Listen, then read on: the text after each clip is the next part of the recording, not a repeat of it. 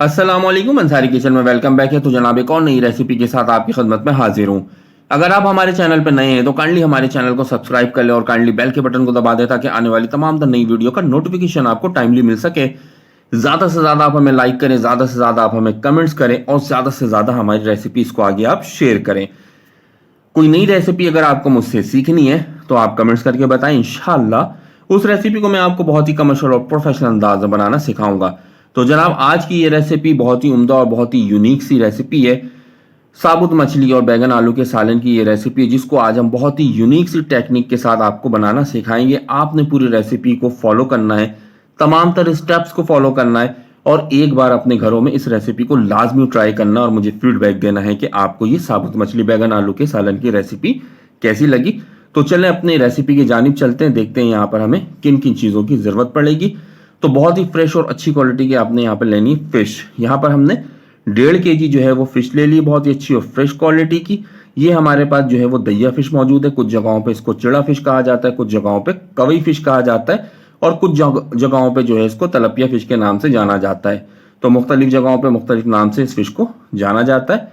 एक कांटे की ये मछली होती है, बहुत ही लजीज मछली होती है।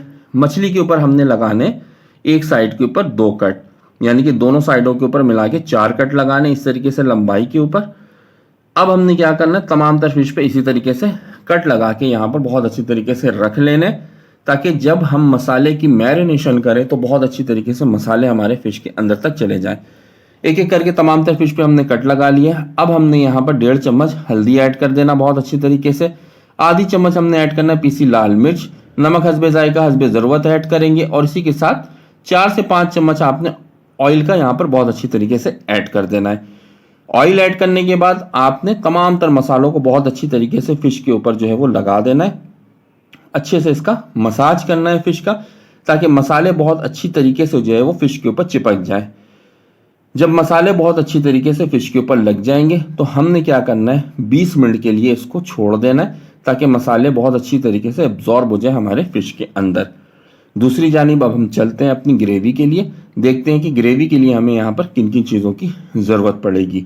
तो सबसे पहले हमने यहाँ पर क्या करना है, 5 अदद दरमियाने साइज़ का प्याज लेना है। इसका बहुत अच्छा सा पेस्ट यहाँ पर तैयार कर लेना है जैसे कि मैंने यहाँ पर तैयार किया। 2 दरमियाने साइज़ का यहाँ टमाटर लिया, क्यूब फॉर्म में इसको काट लिया। 6 जवे यहाँ पर लहसुन के हमने लिए, इसको चॉप कर लेना बहुत बारीक सा यहाँ पर। और इसके साथ साथ हमने यहाँ पर कलौंजी इस्तेमाल करना है थोड़ा सा अपनी इस रेसिपी के अंदर। कलौंजी के साथ साथ जो हम इस्तेमाल कर रहे होंगे मस्टर्ड पेस्ट हमने यहाँ पर इस्तेमाल करना है। अगर आपके पास मस्टर्ड पेस्ट नहीं है तो आप मस्टर्ड पाउडर में थोड़ा सा पानी डाल के इसका पेस्ट तैयार कर लें। और इसके साथ साथ हम इस्तेमाल करेंगे थोड़ा सा पीसी हुई लाल मिर्च, थोड़ा सा पीसी हुई हल्दी का इस्तेमाल करना है हमने।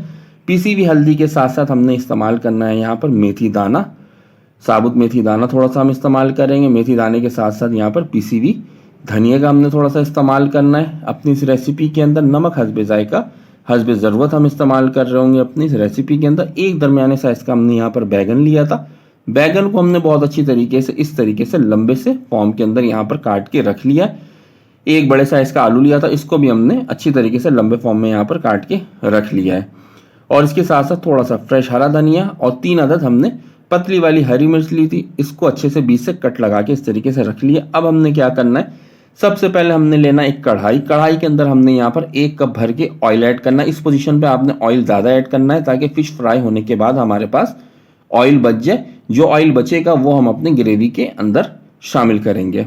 इससे बहुत ही अच्छा टेस्ट और बहुत ही अच्छा सा जायका आएगा इस ऑयल को ऐड करने पे। तो यहाँ पर अब हमने जो मैरिनेट किया हुआ फिश रखा था उसको यहाँ पर 1 बाय 1 करके अच्छे से फ्राई करना है।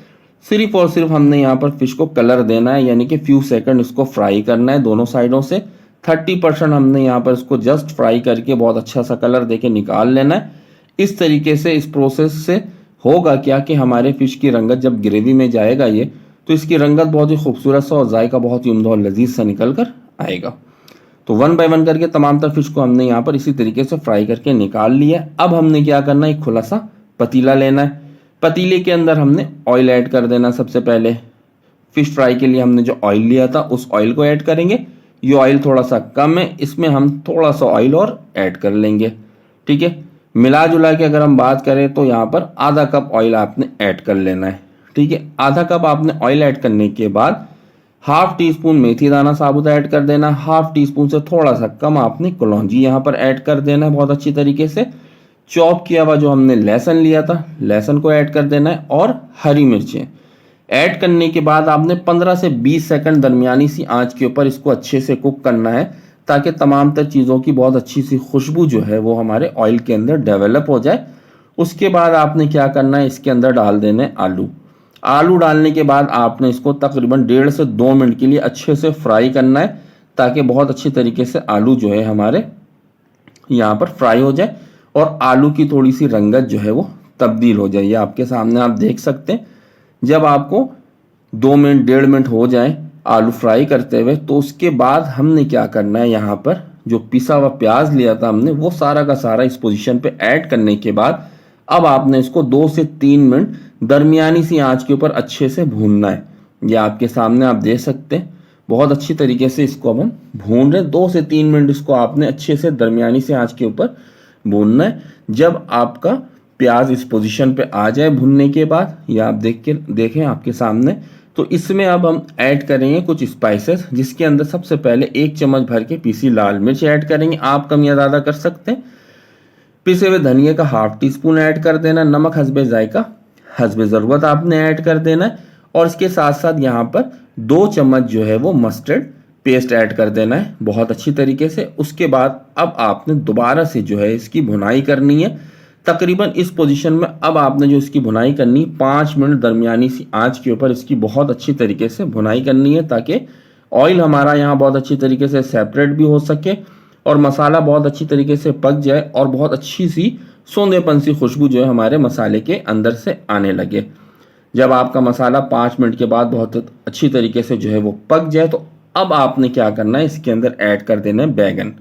अच्छा, बैगन हमने पहले यूँ नहीं ऐड किए कि बैगन का जो कुकिंग टाइम होता है वो बहुत कम होता है, तो अगर हम पहले ऐड कर देते तो हमारे बैगन जो है वो टूट जाते हैं। तो यहाँ पर जो है हमने बैगन ऐड कर दिया।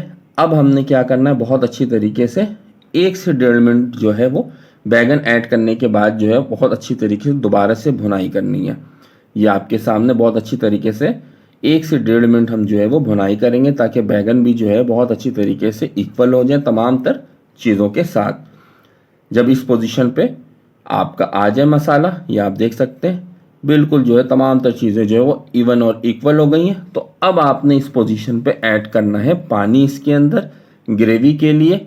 जैसा आप ग्रेवी रखना चाहते हैं, हमने यहाँ पर 2.5 गिलास जो है वो पानी ऐड कर दिया इसके अंदर बहुत अच्छी तरीके से। पानी ऐड करने के बाद चम्मच की मदद से अच्छे तरीके से आपने तमाम तर चीज़ों को चला देना है। चलाने के बाद टमाटर जो की फॉर्म में हमने काट के रखा था, वो सारा का सारा आपने इस पोजीशन पे यहाँ पर ऐड कर देना है। टमाटर ऐड करने के बाद हम कवर कर देंगे और दरमियानी सी आंच के ऊपर एक बहुत अच्छा सा बॉयल आने का इंतज़ार करेंगे। ये टमाटर हमने डाल दिया, मिक्स कर देते हैं और यहाँ पर इसको अब हम कवर करके एक अच्छे से बॉयल आने का इंतज़ार करते हैं।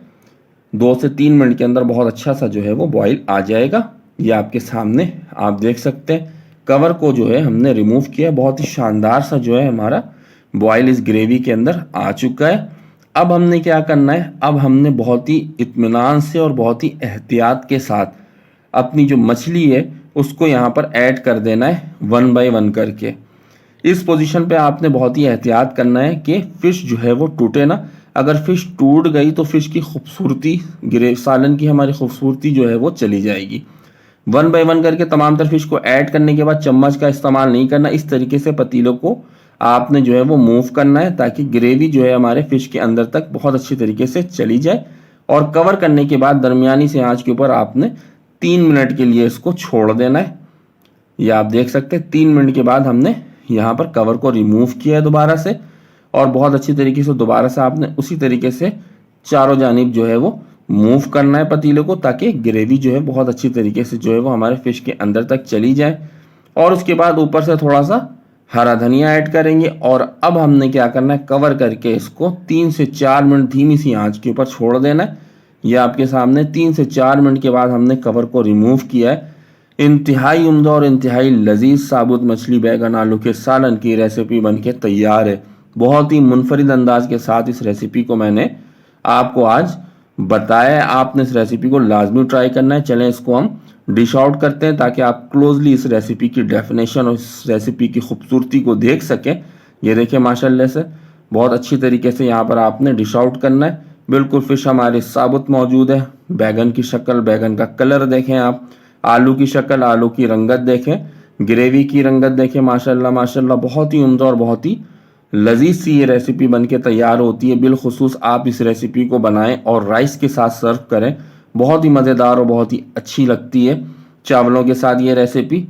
उम्मीद करते हैं कि आपको ये रेसिपी बहुत ज़्यादा पसंद आई होगी। मेरी पूरी कोशिश होती है कि आपको बहुत अच्छी तरीके से रेसिपी को बता सकूं, सिखा सकूं। तमाम तर स्टेप को बताने की और सिखाने की कोशिश करता हूं ताकि जब भी आप मेरी कोई भी रेसिपी ट्राई करें तो आपको किसी भी किस्म की परेशानी का सामना ना करना पड़े और आपकी रेसिपी बहुत ही उम्दा और लजीज सी बन के तैयार हो सके। तो उम्मीद करते हैं आप मेरी इन तमाम तर चीज़ों को बहुत ज़्यादा लाइक करते होंगे। तो जल्द ही एक और नई रेसिपी में मुलाकात होगी। तब तक के लिए अल्लाह हाफिज़।